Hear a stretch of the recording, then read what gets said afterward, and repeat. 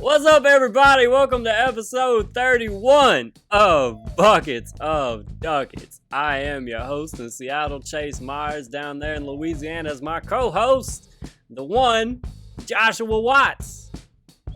What is up, ladies and gentlemen? Welcome to episode 31 of Buckets and Duckets. 31 is the episode number that we are on, which means 30 previous golden episodes have been released on this wherever you're listening to this upper echelon podcast or bucketsofduckets.com.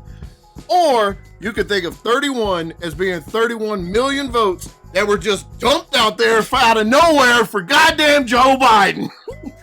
I'm telling you right now, Swamp, you about to get swept. Keep sending us money and we're gonna get to the bottom of whatever the fuck is going on out there. You better watch your ass, DC. We're coming for you, buddy. We are coming for you. This is my country, and we're going to take it back! Episode 31, like and subscribe! Dude, you remember that politician that, ruined his career by being like, yeah! Or whatever?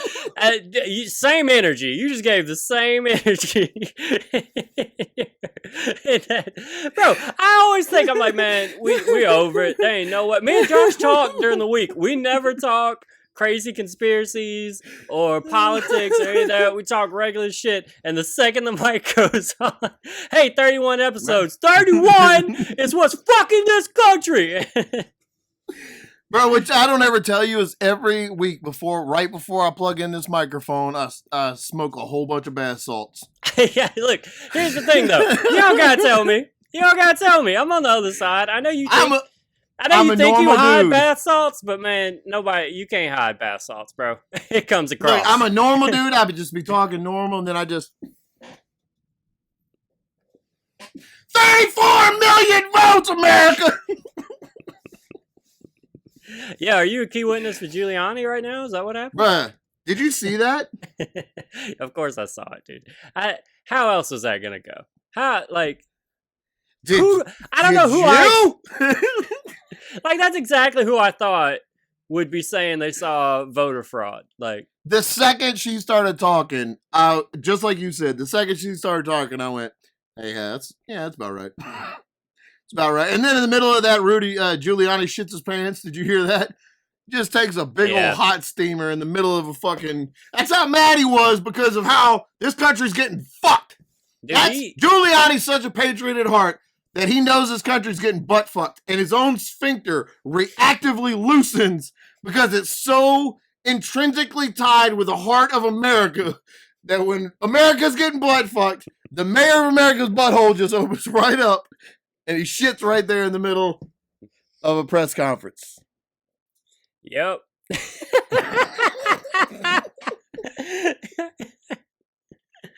Jay's gonna edit every bit of this out.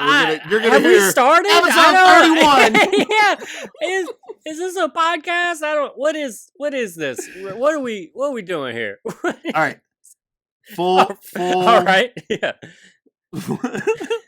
Full reveal here. I smoked a lot before this started, and then I was like, oh shit, I'm too high. So then I drank 2.5 Bang energy drinks real fast.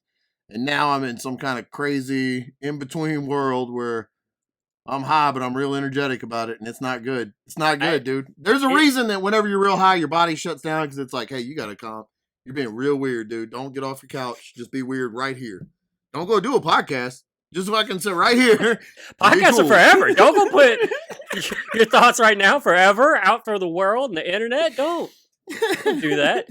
You always think Bang will solve all your problems. I don't know what it is. And I'll be honest. Yeah. I'll be honest with you.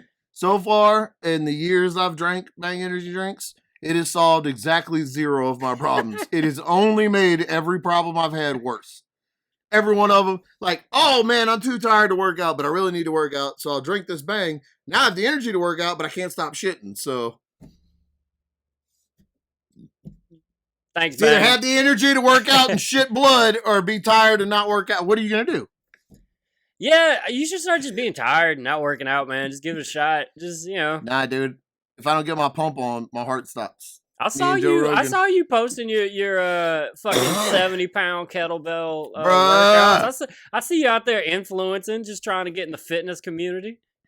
Bruh, I got that kettlebell up. I've been so proud because every day it's feeling a little bit lighter and a little bit more. I don't shit myself anymore when I try to do a squat with it. A lot of shit early in this podcast. A lot of Giuliani shit. You shit. Shit. True patriots. I'm not. Whatever it was, I was ready to agree. I was gonna go, yep. Oh shit! It's been a fucking crazy week. Has it? Yeah, man. How you been this week? I like that now. I'm just gonna try to have a normal conversation. So anyway, what have you been up to? I'm fine, man. I'm fine. You know, better than you. Especially after the beginning of this, you know, I'm just thankful. You know, just you know, hey, you don't got so bad. You ain't so crazy up there. Because I too came into this podcast very high, thinking I don't know if I can do this. But I always forget of the element of just watching you spiral sometimes and just go, hey, you got a co-host who will always, whatever craziness you think you're bringing, he'll outweigh it, okay? I got it. It's the yin and yang of the Chase and Josh relationship that's always been there, and I appreciate you for that, and that's why you're my best friend. Man. I'm the bang energy for you. Right? Dude, for sure. Fixing none of my problems. I just went for the bit there, buddy. You know that. Yeah, no, I get it. Man, I'm fine, dude. My week's been cool. I booked, so I'm coming back home. I'm coming visit for Christmas. I saved that information to tell you on the podcast. Get your real reaction. This year? Yeah. I'm coming in a couple weeks. Here's the thing. How long are you staying? A week. I'll be there for a whole week this time. It's not just gonna be like. You're gonna have time to come. You have time to come see? Yeah, of course. I'm gonna. Fuck yeah, dude! I'm gonna go down there. I'm gonna get as much COVID as possible, and I'm gonna come out here, and I'm gonna get all these fucking liberals sick, and just take them all out, bro. That's what I'm doing. Those limp-wristed libtards up there are never gonna know what to do when they get the Tony Satchery seasoning of the COVID from down here, bro. When you bring it up there, whoo, it's gonna be spicy on their lungs. They're not gonna know what to do with it. They're gonna be like, oh. Call my Antifa leader. I can't come in today. Right? Yep. Yep. Yeah, I'm coming to visit, man. I felt real. I wasn't gonna come. You know, I didn't. I don't think it's a good idea to be traveling. Here's the thing: is I keep going. I don't think it's a good idea to do these things, but whenever it comes down to it, I just do them. I don't know. I guess I don't have any real beliefs. I don't really know what it is. Because if somebody asked me to perform, I'm getting on that stage. If somebody told me, hey, man, I'm having a party tonight, I'd probably be like, let's go. Let's go see what's up. I don't know what that is. But then the second I come back, I go, I shouldn't have done that. That was fucking horrible. That was dumb. Monster would go risk. Yeah, I would. Yeah, I don't know what that is. But I really wasn't going to come because also... out here, the COVID restrictions they put in, they go to December 14th or something, and a lot of them were like, hey, if you leave for Thanksgiving, your job's supposed to make you quarantine for 2 weeks when you come back. And so that made me nervous because I was like, well, if I leave for a week, I'm really missing 3 weeks of making money. Right. So like that, you know, but it doesn't look like they're gonna make me do that. And here's the thing, I'm trying to explain that to my mother, thinking that I can't explain to my family that this year cost me a lot of money. Like it just goes over their head. No matter what, I'm like, yeah, I lost the majority of my income was taken away this year. Like I did get this other job, but you know, so like, why? So it might be, I'm like, so, you know, it might be tough for me to get a ticket or whatever, you know, and I don't know about, you know, because COVID, because I might be out of work for 3 weeks if I come to visit for Christmas. And they were just like, okay, well, just let me know when you get the ticket and we'll take off work and, you know, we'll schedule it out. I'm like, yeah, but you don't understand. Like, blah, blah, blah. It could really affect. I might actually, you know, might lose my apartment or something if I take the, because just what all could happen. And you're like, yeah. So I was looking at things for you for Christmas. Did you, I normally get you Saints stuff. Did you want like a Saints hoodie or something like that? Or like, Mom, of course I want a Saints hoodie, but Of course. look, I'm gonna die. I'm gonna die if I come. And she's like, well, at least your last Christmas was with family. At least you came here and we got to experience it with you. You know what I'm saying? And that's what the Lord wants. And so that's what I did.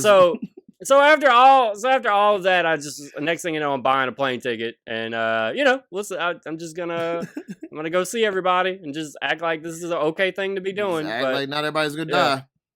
I'm just immediately going to a family function. I'm getting off a plane, just kissing everybody in their mouth. And I'm going kiss 15 people in the mouth, dude. I'm going straight there. Babies, kids running around, like all kind of stuff. I just get them in here. I'm gonna take a big group photo, and somebody's gonna tag me in it, and I'm gonna lose my career. That's what's gonna happen. I gotta move to South Dakota, bro. That's what happens next. Yeah, you're out. You're done. This feels like a good time to bring up that my dad's in the hospital right now because people don't wear masks. Yeah. I'm the worst person. I don't know. I said that as a joke. I went for the bit, but my dad for real is. No, I know. Yeah. Yeah. So I went for the bit, but now, like, if anybody's listening, he needs help. Get him out. Get him out. Get him out. Free daddy. Yeah, I don't know why he's in there. They just came to the house and took him. They just put him in the back of a car. And where's the protest for that? And just took him. You know what I'm saying? They just took him. And just come up in an unmarked car, thing about it, huh? Taking people to the hospital, putting IVs in them.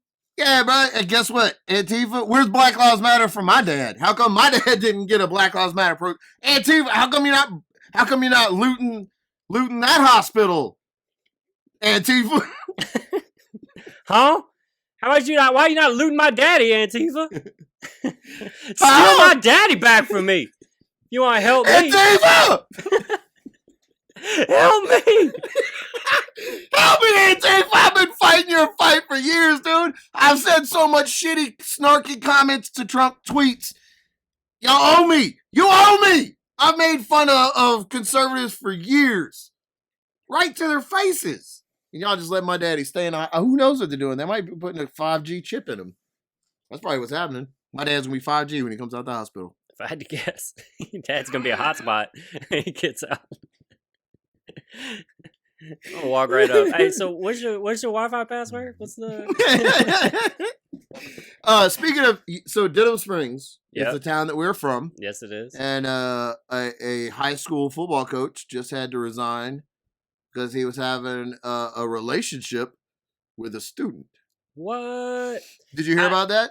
Yeah, one of our friends sent us a link. Was like, hey, aren't y'all from here? I hate that fucking, like, when something shitty happens in your town, everybody's like, that's your boys, right? That's your people. Like, why can't I be on the side of the people that were trying to get him to, like, go to jail? Like, why ain't on that side? Like, we didn't let him keep doing it.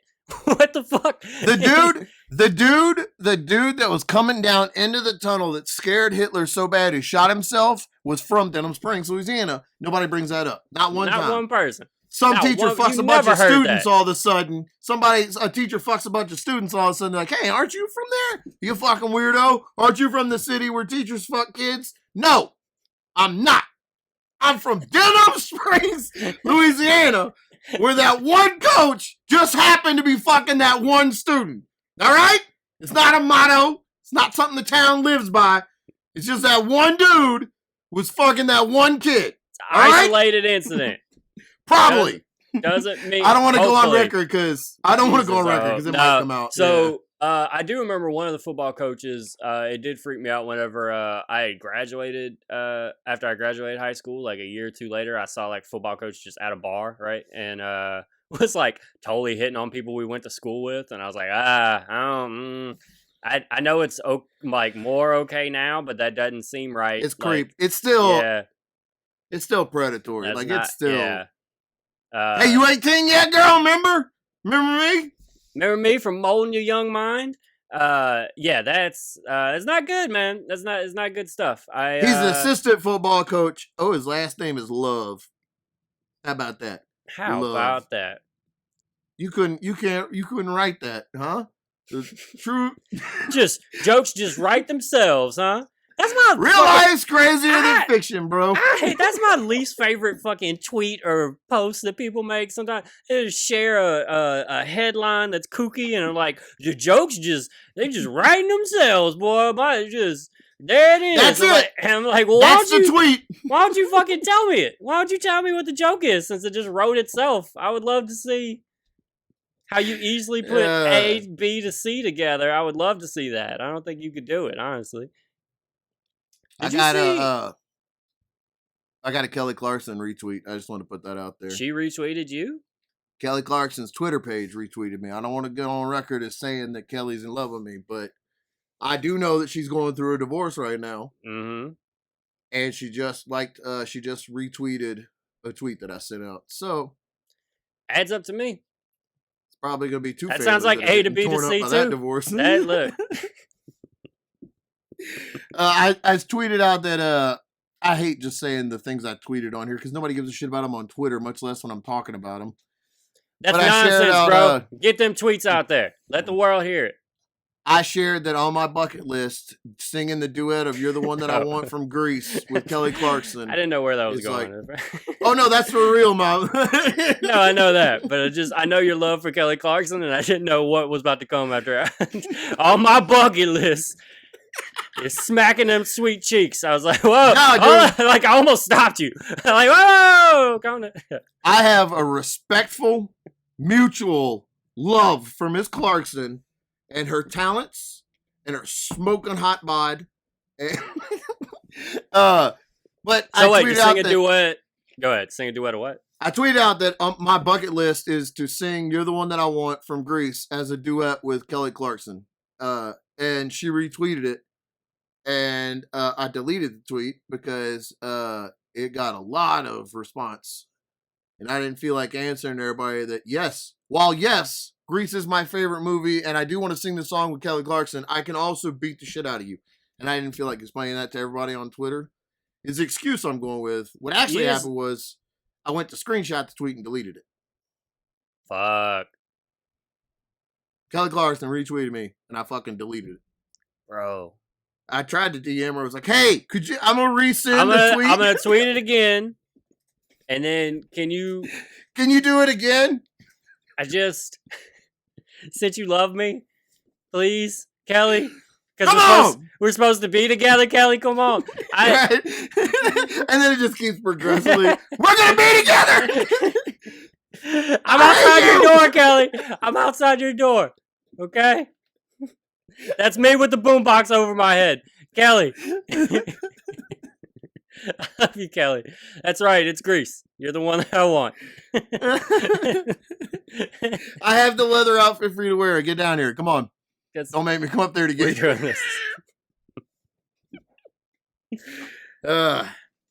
Dude, I can't believe that happened.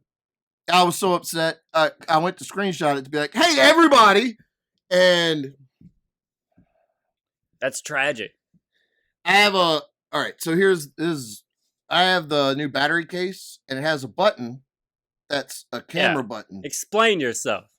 And I think that it was supposed to screenshot it too, but when I did, I don't know, and I deleted the tweet. I've DM'd her back several times. And she hasn't answered it once. But Kelly Clarkson saw my tweet and was like, this dude's hilarious, and I love Buckets of Duckets. That was the retweet. Everybody should listen to Buckets of Duckets. And then it's gone now.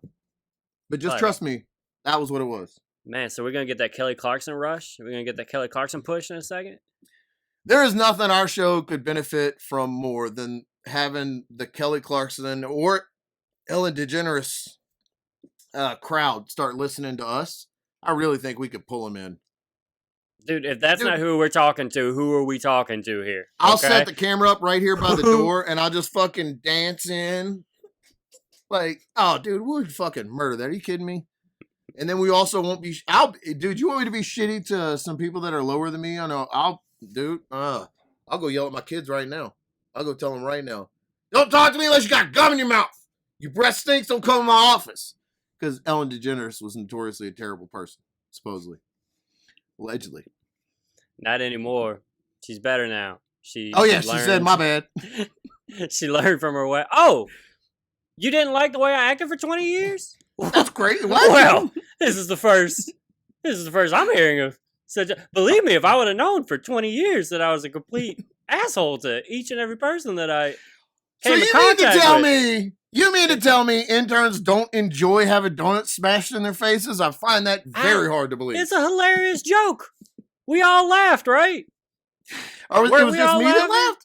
When you fell over and I kicked you in your ass and you fell down the stairs and I laughed real hard and said I'm rich, that you didn't laugh too? That's weird. Huh. Who knew? Well, I'm better now. So My bad. I fired all the people that complained, and we're just gonna go forward, you know? And that's what it was. It made me sad because like I was gullible and she quit American Idol years ago because she said it just didn't feel good telling people not to live their dreams. And I was like, Ellen I forgot is a she good was person. American Idol. Yeah, and like she's got the Louisiana thing, so like, you know, right. I always Ellen's pull. a good person, I probably. pull blindly for Louisiana people. I did. Now, if you're from Louisiana and you want me to pull for you, just know Ellen DeGeneres fucked it for you. You can thank Ellen. Okay, Call her up you right know now. why and my thank her. heart's so cold. And why I don't see good anymore? It's because of Ellen DeGeneres. The sunshine went out of the clouds for me on the day I found out Ellen DeGeneres was not the good witch Glinda. So my neighbor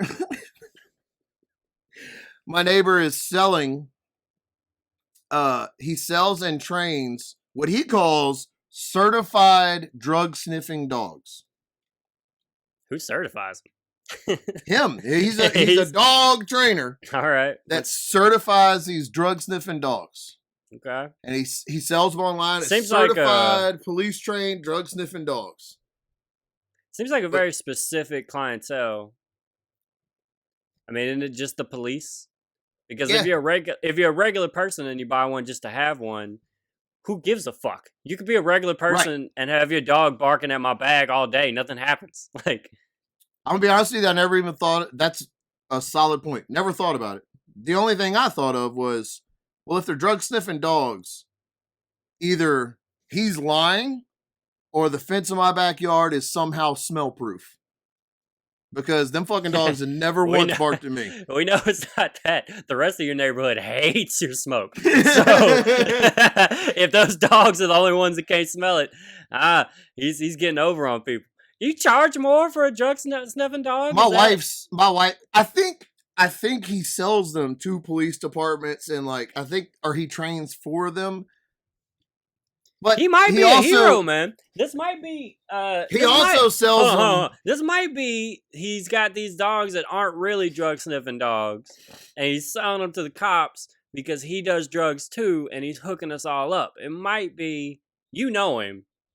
Okay, so no. Nah, I'm this gonna dude's start. a straight up nerd. I'm gonna start training dogs and saying they're drug sniffing dogs, and I'm gonna sell them to the Seattle Police Department. And I'm like, I guess I'm gonna start doing heroin. I don't know, because like all drugs are legal here, so I don't even know what. Yeah. What happened? Josh just stopped me. Do you hear anything? No, are your children screaming? No, I just blew a big cloud of smoke.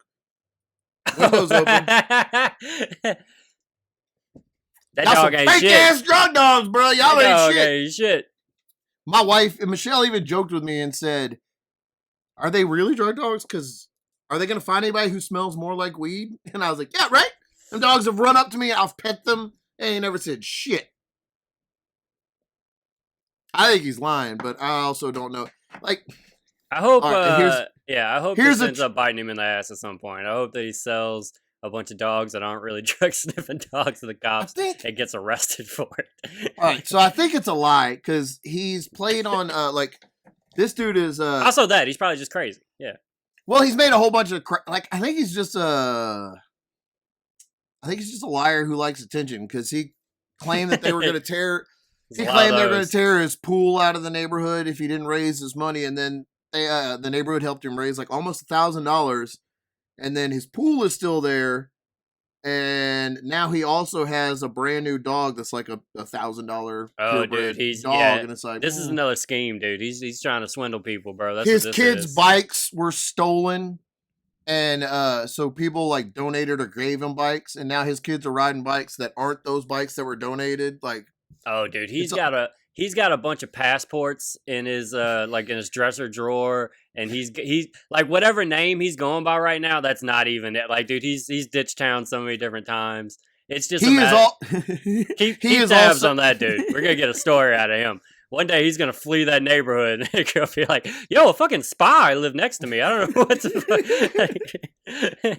He is also a she. I always change the sex when I post about it. Like if I make a post shitting on my neighbors, okay, I always change the sex just because it feels like I know some of my neighbors read it, and so maybe that lady, for some reason, I think that if she sees that post of me making fun of her drug sniffing dog, she won't realize, well, I'm the one who lives next to him with drug sniffing dogs.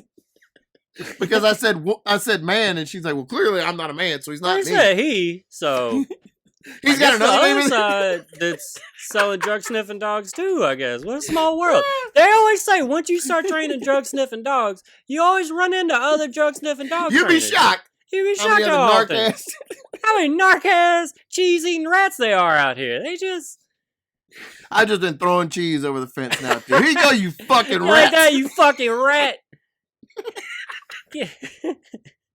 Nom, nom, nom. Let me put some peanut butter on it, you fucking rat.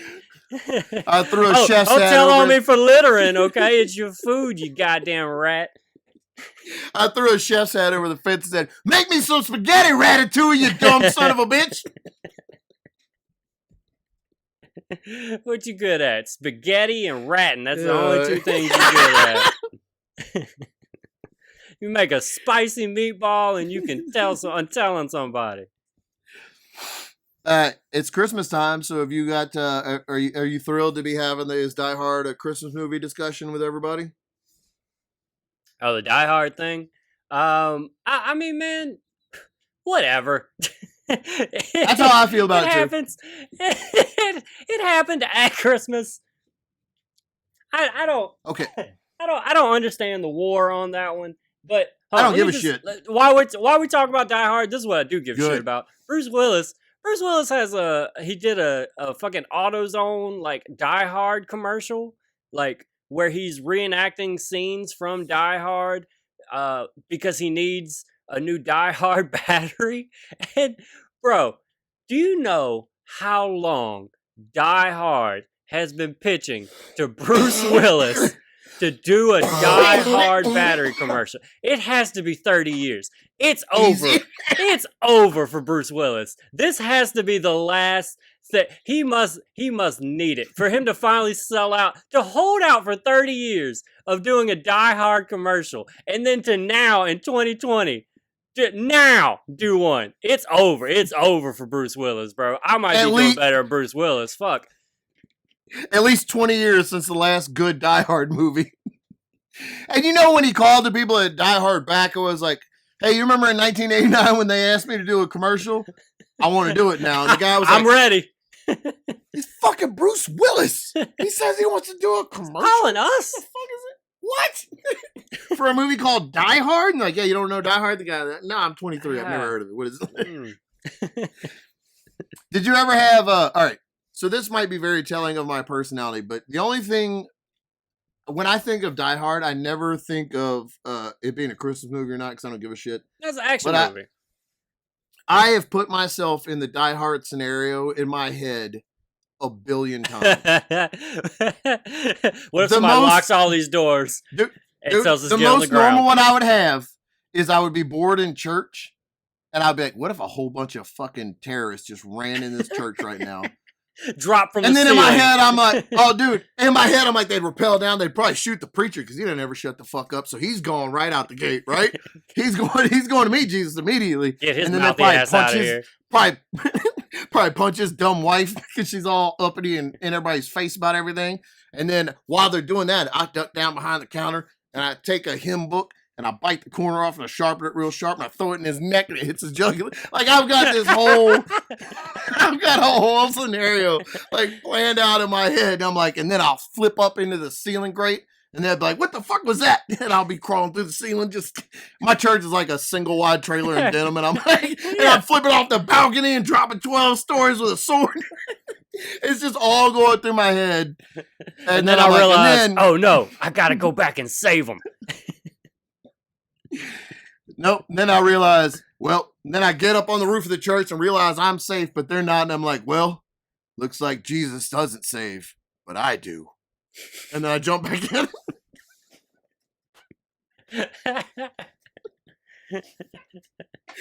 Oh man! And I would like all the time. I do a version of that. I'll. Yours is probably normal, and you're like everybody's bored. Everybody's bored, and I start telling jokes, and they love me, and I become a famous comedian. That's yours, right? You're like everybody's bored, and then I just start telling really good bits, and everybody loves it.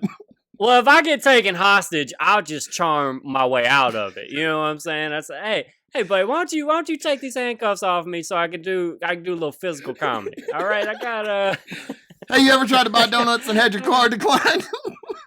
Come on. Is that why you're doing this? You'd love to see me act out swiping this card, baby. I know you do. Come on. Not me, man. The second they tie me up, dislocate my shoulder, chewing through the rope. I'm kicking the table leg off and I'm stabbing them with it. I mean, that's there too. I do the thing where like I'll check around for exits and stuff like that. Like I'll look around and be like, all right, if I'm in like grocery store or something, I'm like, all right, if somebody fucking went crazy, drove through the front of the store, how many children and kids am I pushing to get to? All right, over there, there's that side exit nobody knows about. I'll sneak right out there, walk away clean, dude. I practice how hard I can throw my children at people to distract them. I talk to the reporters. My children. Talk to the reporters after, tell them I saw everything. I saw nothing. I was the first one out. Yeah, and then I went back. I was carrying babies out, right? Okay, and then I tripped on this old lady, and I had to grab her and drag her. You wouldn't believe it. This one dude with his bright jacket on threw a baby right at me. I caught the baby. I caught it. I said, "What are you doing?" He was chewing on the side of a songbook trying to cut somebody's neck with it. I don't understand what was going on. Where it came from. I don't know where it came from. No, it's not true. It's 100% true. In my head, that's always how it would go. And then I went to Afghanistan and over there, and a bullet actually went past me the first time. And bro, all that shit goes right, like, all that, I'll duck and roll and jump up, all it, bro. Mike Tyson said, everybody got a plan until you get punched in the face. Okay, bruh, and that is the best, yeah. But I walked around with all that ammo on, and I was like, I'm living my dream right now. Like, I'm here. There's literally terrorists right here that are ready to fight. Like, they want to fight.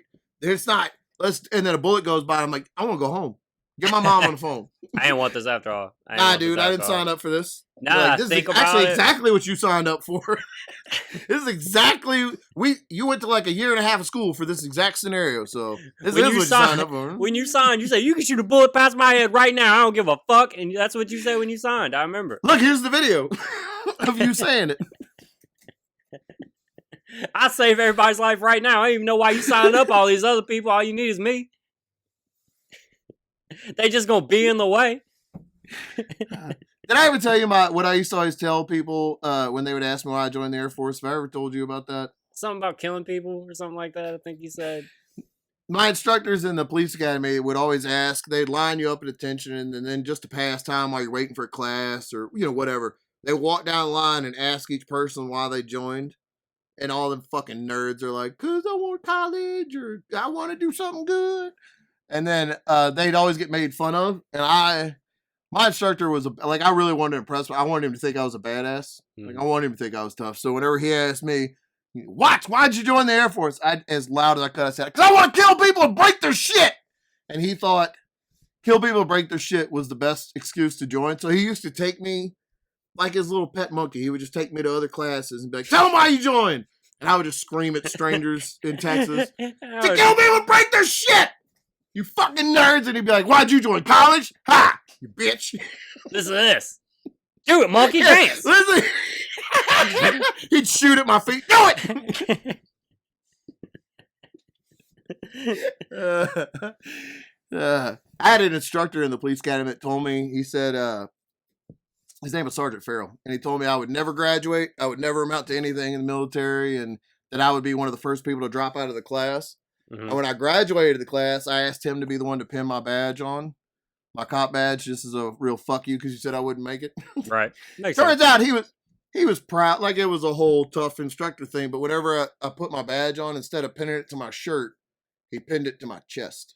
Because it's like 3 pins and you put the little back on it. He put it on my chest and then just slammed it into my chest. I bled through my uniform shirt. I felt alive for the only time in my life. He stabbed you in front of everybody. right in my face too. He said, good job, Watson. Then tried to push it into my heart. Yeah, I don't know if he was really proud, bro. I think. You know, I'm starting to realize now that when he put the rope around my neck, that might not have been part of the... He said it was part of the ceremony. Normally, I'd never been to one. It seemed weird. And he was like, "No, you got to jerk me off while you do it. You got to jerk me off while you do it." I reaped the benefits of being a patriotic American hero today. Yeah. Did you start yelling about 5G towers and they elected you king? They just carried me on their shoulders right into City Hall and was like, "This is yours now." It belongs with you. They arranged a whole bunch of file cabinets to make a throne for me to sit on. There's this place out here where we get our inspection stickers. And in the little town we live in, my father-in-law is he's a surgeon and he's a pretty big name. So like a lot of stuff happens. Oh, you're a Verhulst, and then everything, because he's got a pretty big name around here. So like sometimes I drop Verhulst and then stuff works out for you. So we've been going to this place, and this guy gives us a $2-year inspection sticker, but he kind of like half-ass checks us or lets us slide. Like he's real cool because my father-in-law is, so he's just like, "Oh yeah, you're good. Here you go." Today, it's the first time I've been since I got veteran on my license and I got a disabled veteran license plate. And that dude, for 4 or 5 years that I've been here, has never once spoken a word to me. He's taken my money. He's taken my card. He's gone out to my car. Never said a word. Doesn't even look up at me. Couldn't give 2 fucks that I've ever been in front of him. Today, he took all my shit and he looked at it. And he goes, "All right, let's go out here. Let's go out here, sir." And then I said, "Oh, here's my keys." "No, come out here." He just scraped my inspection sticker off, stuck a new one on, and wouldn't take my money. And I tried to hand him the money, and he was like, No, we take care of veterans here." And he shook my hand. And I got an inspection sticker for free without being inspected. And I pulled it out of the parking lot, my car exploded. Killed 8 people. You should just start giving your ID, like whenever, next time you go to like Jimmy John's and order a sandwich, and they like, "All right, that would be whatever," and you just accidentally hand them your ID. Like, "Oh, I'm sorry, I was just a veteran. I was in war, you see, so I'm forgetful. Here's is that my post-traumatic brain injury?" Michelle was like, "God damn, you need to do that more." I told Michelle, I was like, "I see now why all those veterans wear their hats and shirts that are like, 'Hey, I went to war once,' or whatever they say." Give me some shit. I know people that wear like the abbreviations of the Operation Enduring Freedom, the one they went overseas for. They wear it on their head all the time, so everybody that sees them knows that they're a veteran. Or they wear shirts. It's wear it on their head all the time. Like a hat, like a baseball hat that says OEF or whatever. I gotcha. Like to show that they're a veteran, or Navy vet on their hat or whatever. Or they wear a camouflage hat with a patch on it. Just they want you to know they're a veteran. And I never understood that until I started getting free shit for being a veteran. And then I was like, "Oh fuck." So now I'm just gonna start wearing my uniform again everywhere I go. Yeah, man. I'm just gonna have it. Strap them boots on. I'm gonna carry the newspaper I was in around, but hey, that's me right there. Look, they see George Bush? That's fucking me right there. Look at that. That's me passed out right there. You goddamn right. So tired from defending this country. What can I have?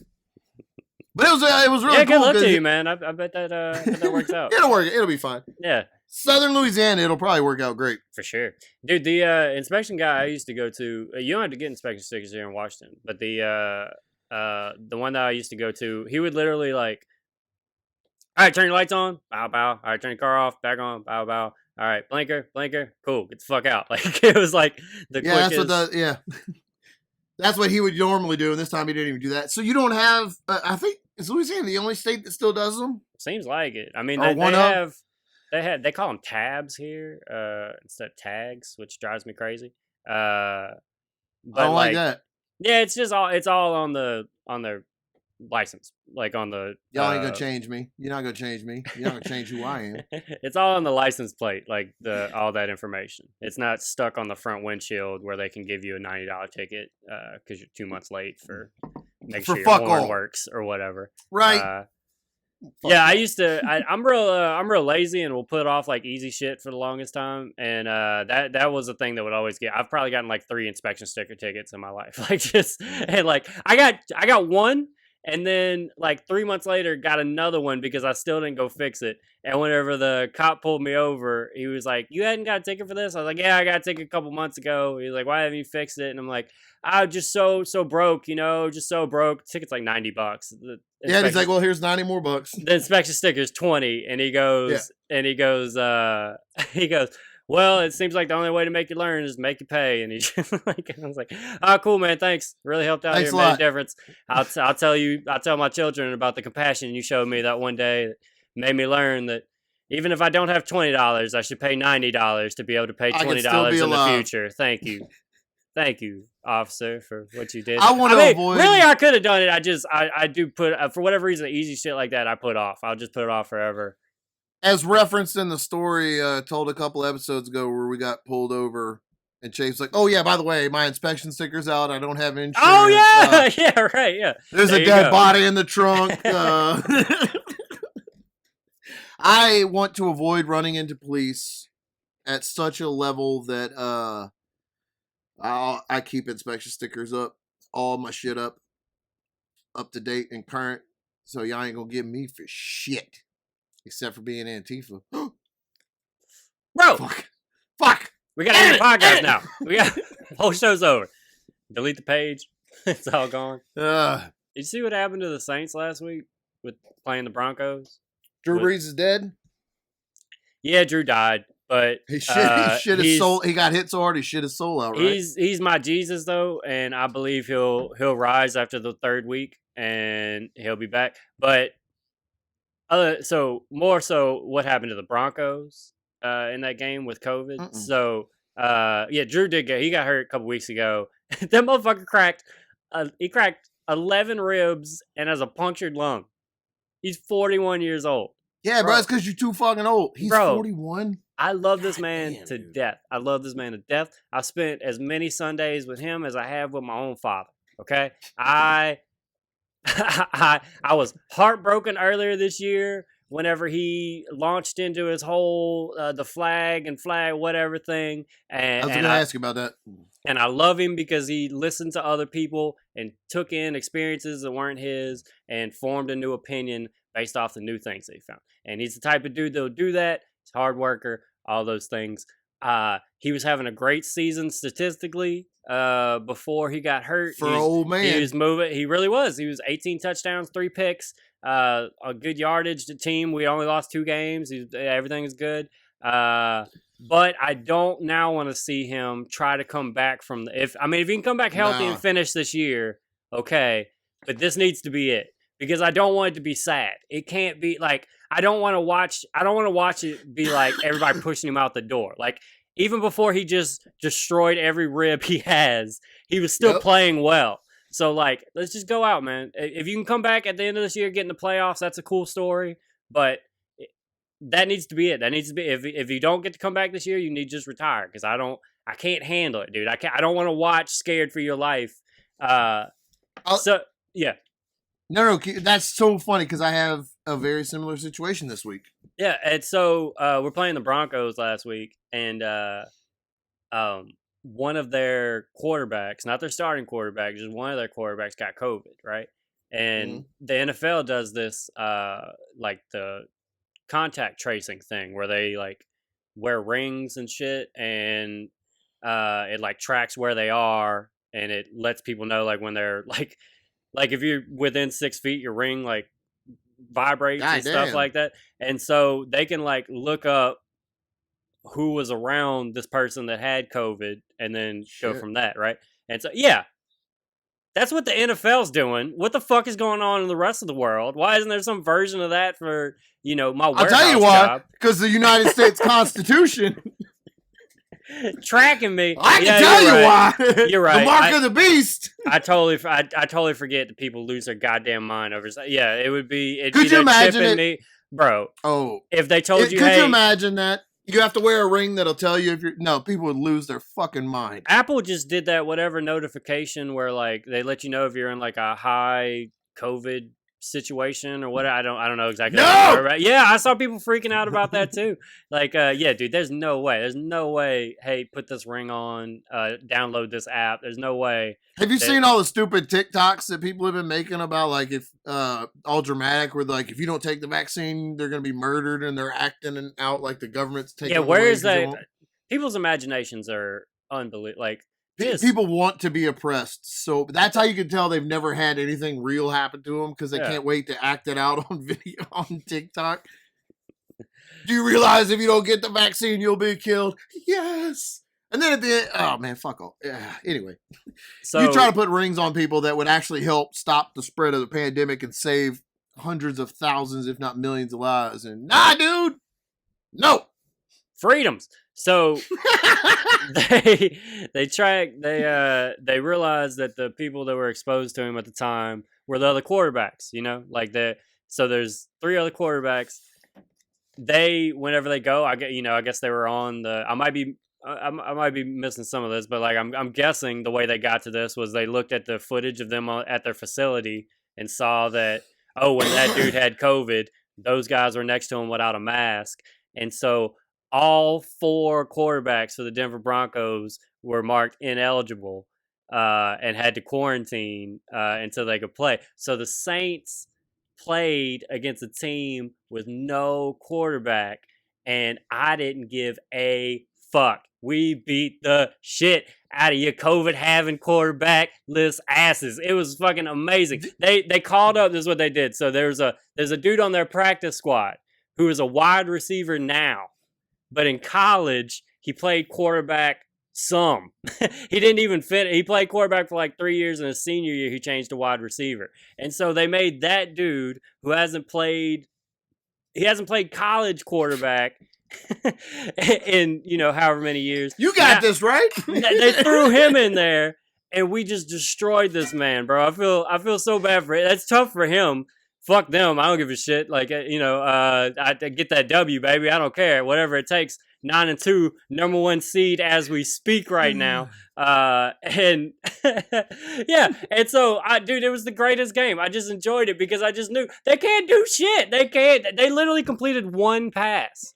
The whole game. They completed 1 pass for 13 yards, and they ran for like another, 80-something yards. They didn't even have 100 yards in the whole game. They scored 3 points because our quarterback, who, by the way, the backup for Drew Brees, he has a very similar story, but at least they've been grooming him. He played quarterback in college, and then he's like a real fucking buff dude. Like he kind of should be playing not quarterback, And so right. Sean Payton gave him this idea of, hey, why don't you be like, you'll play special teams for us. We'll let you do like, you'll be a running back a little bit. You'll be a tight end. You'll be a wide receiver. And we'll have these crazy gadget plays where you'll throw every now and then because you played quarterback. So they've been doing that for 4 years with him. And so Drew gets hurt, and Sean Payton, our coach, goes, I've been grooming this dude like he'd be a quarterback. Let's see what he could do. So it was literally us playing with a tight end for a quarterback against a team playing with a wide receiver for a quarterback. It was the weirdest fucking game. But we kicked the shit out of him, dude. I'm fucking who dat flying high right now, bro. Looking good. No sympathy for him whatsoever. No sympathy at all, dude. Steiner taught me that. You don't show no sympathy. And look, this is the other. So this is the thing that people are arguing about. So there was another game in the NFL where the Ravens got they had a COVID outbreak, and they kept moving that game back. They ended up playing Wednesday, and so there was they didn't fucking change a thing for Denver.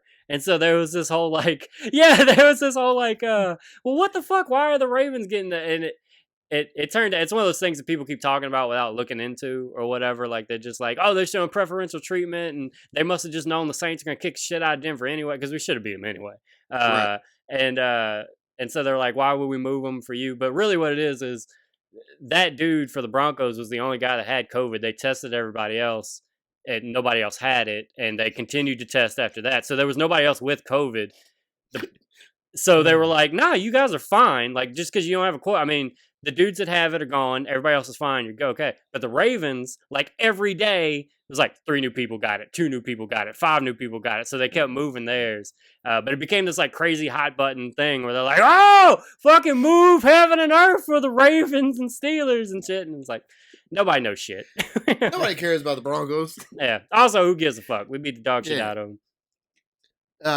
There's a similar situation in my world of sports where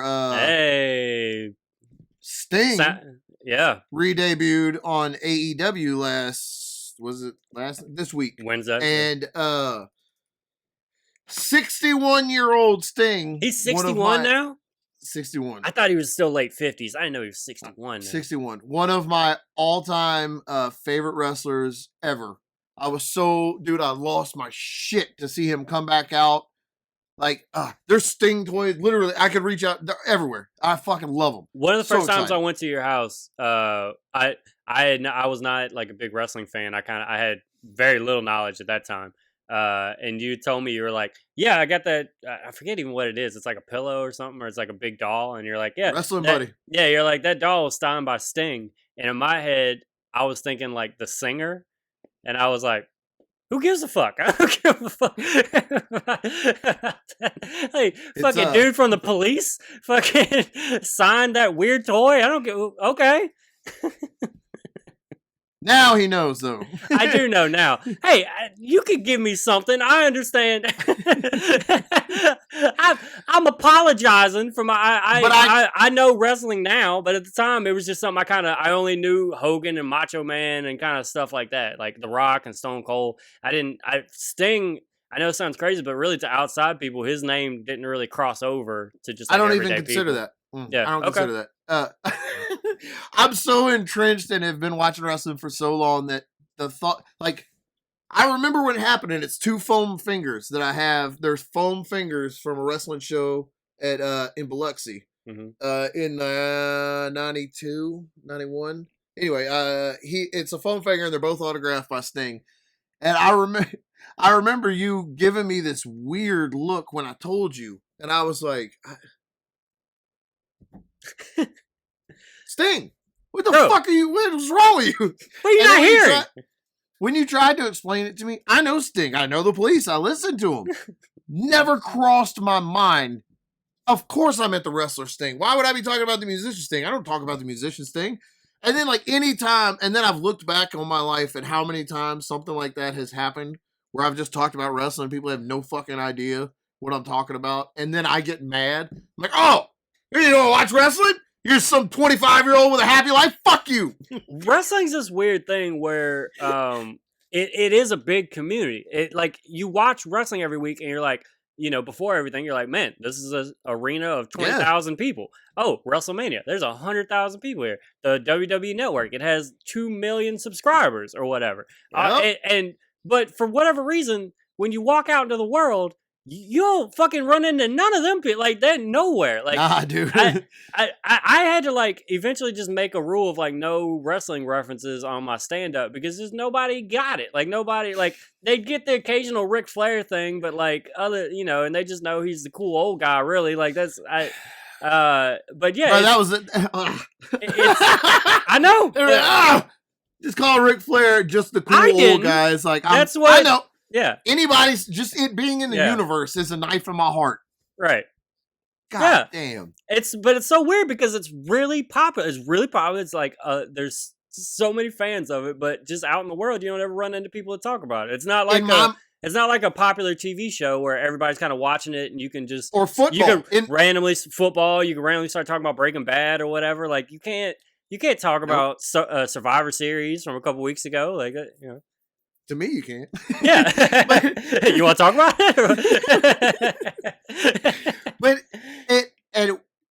when I grew up, it was I don't remember ever not watching wrestling. So it would be when somebody doesn't know, it takes my brain a minute to process that you didn't know who Sting was. Yeah. And I went through a whole confused because what do you mean you don't know who Sting is? To angry to why the fuck don't you know who Sting is? To finally acceptance, I guess he really doesn't know who Sting is. I have to help this guy know who Sting is. This is I have to tell him about Sting. This poor man has gone 25 years without knowing Sting. But okay, so to be fair, when I saw Crow Sting, I went, "Oh fuck! I remember Crow Sting. I do remember that. I remember because I would always all Nitro and stuff came on TNT and WCW was on TBS." And so I would watch. I was a Braves fan as a kid. Yeah, and that's the channel they kept. So every now and then I would either right after watch wrestling or it would be. So that's how that was my wrestling knowledge. But I never really got in and understood what was going on. That's so funny because I used to watch wrestling and then fall asleep and wake up to a Braves game all the time. That's really funny. Yeah, opposite thing going on here. Well, Sting debuted on AEW. And it looks like he's gonna wrestle. Yeah, that's what surprised me. If you want to tell people about his his most recent, tell him about his WWE run. Just a couple years ago, he showed up at WWE, and it was I think it was 2015. Actually, it was the best thing ever. He had a couple matches, and he lost to Triple H. Bro, I was with you. We watched that together. You don't bring anyway. Hey, I'm gonna get off. No, let's get into it. We're an hour in. All right, so people are, the people that are here with us. You don't bring a legend like Steve Borden Sting into a WrestleMania, first time ever in WWE. Holy fuck, he's at WrestleMania, and have him lose to his only WrestleMania match. Have him lose to Triple H, and then have the NWO, who his entire career ended up being defined as his opponents. His whole career was defined by him fighting the NWO. And then those fucks come out to save him? What the fuck are you doing? Jesus Christ. And then they tried to fix it and let him fight Seth Rollins, who's a great seller and will make him look good. And grew up watching Sting, so had some respect and was going to, I thought that was going to work. That almost... The WrestleMania thing gets me, that sucks, but the Seth Rollins, because it's in my head, I thought whenever he popped back up, it was he'll probably win WrestleMania and then be gone. And then whenever it was holy shit, he's about to fight for the title. Sting's about to fight for the title. I thought, oh man, we might, what Goldberg's doing right now. Right. I thought that might, it looked that might be what Sting's about to do, kind of part-time-ish, show up for big pay-per-views. And then for him on that buckle bomb to get that neck injury. And that was scary, man, because when he comes up, he collapses. He was 56 or 7 years old, and he got a power bomb into the turnbuckle where you flip your opponent up so they're looking up towards the ceiling and then slam their back into the turnbuckle. And it just didn't go right, and he hit his neck, and he broke his neck at 56 or 57, and then that was it because he's 56 or whatever. Should be, so right? That was the last. That was basically the last time wrestling fans have seen him in that capacity. And it sucks because I grew up on it. Was for me, it's always been Hulk Hogan and Sting. Hulk Hogan won out in the end because WWE knew how to market and they sold Hulk Hogan to me rather than me trying to get WCW to instead of the fans trying to sell Sting to WCW. You know what I mean? Yeah. We found Sting just as fans. They didn't sell him to us like they sold Hogan to us. Mm-hmm. So it was always... I had a flat top for most of my kid years because blonde Sting used to have a surfer flat top. So it sucked the way he went out. One of the things that sticks out in my mind the most about his WrestleMania match with Triple H was how old he looked. That did look rough, because man. His hair... It's thinning and it's still kind of long. And so when he gets all sweaty, it just kind of goes straight out, and you can see the bald spots now. And It also, looked like Einstein kind of. yeah, and also, he paints his face for that character, and so that adds crazy to it because it's like kind of sweat falling and stuff, and it was I Oh, that didn't bother me. That's his whole career has been like no, that. but I'm adding that to that moment just for people listening, right? like, because yeah. because some people listening might not. Yeah. In my head, I'm like, they know what fucking Sting looks like. If they don't unsubscribe from this podcast. There's the line. All right. That is a line you do not cross. So with Stinger against him. I hear you, Dougal. So I was sad that was what the last of one of my favorite childhood heroes in the ring. But at his age, like, he's okay. He healed up. He's still getting around. He's still in good shape. So. He looks like he is in good shape. Like, he's just, there's only so good you can look at 60. Right. Like in a sport like wrestling, especially whenever you look at just like everybody else is 27 and jacked and in the greatest shape of their life. Like, it's just kind of a. So I want him. When he showed up on AEW and it looks like he's going to wrestle, I was so fucking pumped because they will do him. It did look awesome. AEW being run by Cody Rhodes and the Young Bucks, people that grew up my age, that grew up watching Sting. Cody Rhodes said Sting was his favorite wrestler growing up. So they're not going to fuck him. I can see that. They're going to I think he showed up at AEW to have the proper send-off to go out the right way. I'm glad. Yeah. But fuck, man, please do a triple threat or a tag team match so he can be protected because I love that man. That man is such a huge part of my childhood and my life, and I don't want him. I feel like you do about Drew Brees. Like, I want him to wrestle again, but like, I want to see Sting wrestle again, but I want Steve Borden to not be injured permanently. Right?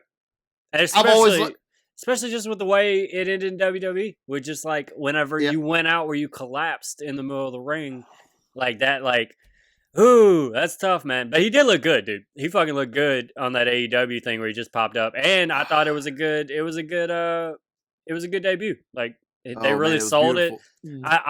ESPN was tweeting about it and stuff. Like, it did cross over. AEW is doing better than WWE by leaps and bounds right now, as far as to the general, because at the same time they were having Jon Moxley and Kenny Omega fighting for their world title. NXT had Shotzi Blackheart facing Raquel. Yeah. And like, AEW is going to be it'll be the cool brand pretty soon, it seems like because I do see like, I see more AEW stuff shared on accounts like Complex and ESPN, and like just kind of like more out in like those kind of areas and stuff. And so if they just keep going, it's gonna be good. I mean, they're owned by the Carolina Panthers. The Jacksonville Jaguars. Jaguars, that's what it is. He's at least got one winner because that fucking team is garbage. They know AEW and Cody Rhodes or whatever. Like, he know at least to like stick to like wrestling, like like make the in ring part important. Do fun stuff outside. Take it serious. Whereas WWE is just for years and years and years just been in this like cartoony kind of like acting out, like not even like, it seems like most of the time they're not paying attention to their own storylines. Like, it gets insulting when you watch them long enough. It seems like sometimes WWE is punishing you for being a fan. Like, I mean, it really, like, fans will organically attach to a guy, like, hey, we really want to push this dude. This is a guy we like to see more on TV. And WWE will, like, actively fuck that person. Like, WWE will... It makes no sense. They'll act like you're pushing Rusev, trying to get him to do stuff or whatever way back in the day. Cesaro. They always will give them, like, one little, like, oh, look, it looks like they're going to... But they're only pushing them for that moment just so they can lose again, and then they go right back to where you're complaining. Like, if they had any brains, like any good booker still working at WWE, Cesaro would have been a multi-time world champion by now. That dude is legit. Have you ever seen some of the strongman shit he does? Yeah, dude. Like on Instagram, whatever. It's crazy. The Swiss Superman. Come on, how badass a nickname is that? He's so fun. When he came out and he did the James Bond gimmick, like every gimmick he's done, everybody loves, and they still won't. He always makes they still everything just work. don't get it. Did you see? Oh wait, before we move on, I love Sting, and I feel like you do about Drew Brees. I want to see him wrestle, but I don't want the man to get hurt. I think I already said that. Never mind. Yeah. I want to make sure. I hope he's listening. Sting, don't wrestle. Sting, Don't wrestle, buddy. Oh, I'm still talking about wrestling. I'm not changing the topic. So, did you see on Stone Cold's podcast? You cut in again. I just want Sting, please. One more time, Sting. Sting. I just love you, Sting. Just Sting. Don't hurt yourself, man. Just come on. Stone Cold's podcast, but the one that he did on the network. One of the early ones he did, he had Vince McMahon on, and I mean this was 5-6 years ago, something like that. And or I guess just whenever which I guess might have been 5-6 years ago. 5 years ago. Yeah. And he asked him about Cesaro. He asked him, he's like, Stone Cold was like, that he looks like money. He was like, he can do everything. Like, why not put him? And Vince McMahon's answer was that he doesn't quite connect with the audience. That was what he said. Like, that's Stone Cold saying, hey, this dude is getting over, why don't you push him?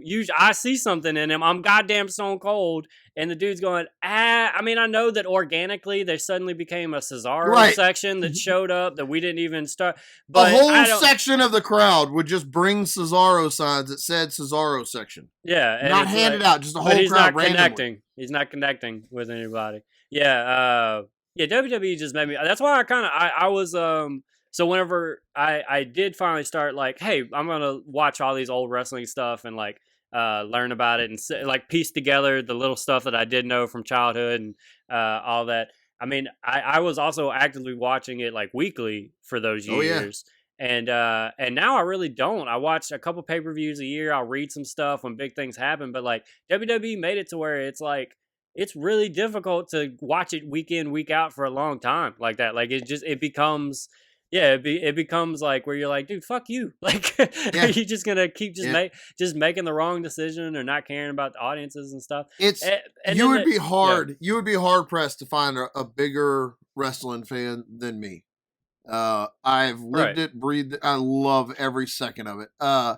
And it's hard to keep up with what's currently on every week because there's so much and it's the same. But that network, man, I will go back and watch. Yeah, there's some great stuff on. Yeah, that's worth it. I still pay for the network every now and then. I'll watch. I know you do. That's because you have sign in with your email. Every time I go to sign in, it's like, Chase, you have signed out of the WWE network. I'm like, well, Chase is about to sign right back in.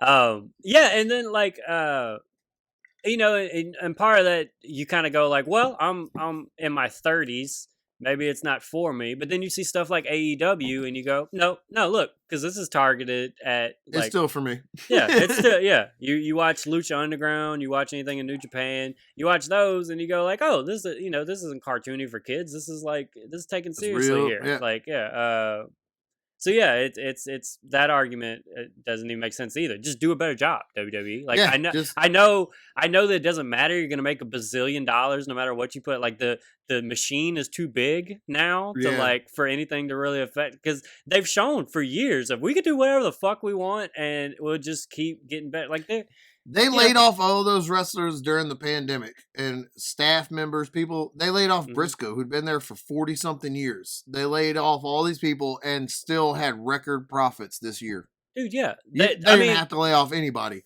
But it does, like you said, they're so big.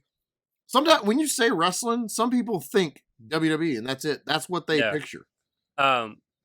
Yeah, they were the only ones that didn't, like, during the pandemic. All other sports stopped for months. They had to figure it out. WWE didn't stop for a second. They haven't missed a show. They didn't. They just the first large gathering after 9/11 was them too. WWE. Yeah, it was WWE. And it's not because they were brave and patriotic. It's because they wanted that fucking money. Money, money, money, money. Money! All right, man. Let's end it here, man. Right. We got real deep into some wrestling stuff. That was fun. Yeah. Hey, Ducket Heads, I am going to be on a trivia show called It's Trivial, December 16th. It's on YouTube called It's Trivial YouTube. Grant Fletcher hosts it. Me and friend of the show, Peanut Butter Thunder, Mike Honore. Yeah. Tore that show up. I can't tell you who won or lost. I signed a non-disclosure agreement. But I can tell you, we did a lot of drugs, and there was a scandal. There was a couple of fights. So that happened. You can talk about. Yeah, I can talk about. Not details. I can just tell you. Okay. Yeah, somebody was stabbed once. There was a possum that got loose and bit somebody. It was crazy. We're not sure if he had COVID or not because we're contact tracing the possum. But like, how the fuck do you contact trace a possum? You know what I'm saying? He ain't gonna wear a ring. Tune in December 16th. It's Trivial and see how dumb your favorite podcast co-host is. Bye. Me.